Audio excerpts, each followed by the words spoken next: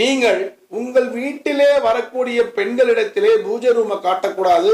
நீங்கள் எடுத்துக்கொண்டு வந்த உங்கள் வீட்டிலே போட்ட தங்கத்தை காட்டக்கூடாது. மோரார்லெஸ் பணத்தை காட்டவே கூடாது. பணத்தை காட்டவே கூடாது. பணம் கட்டா வச்சிருப்போம். அப்பதான் பணத்தை கட்டா எண்ணிருப்போம்.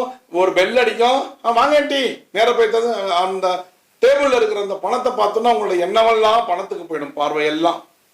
அப்ப அவங்களுடைய பார்வையானது ஒரு மோசமான பார்வை.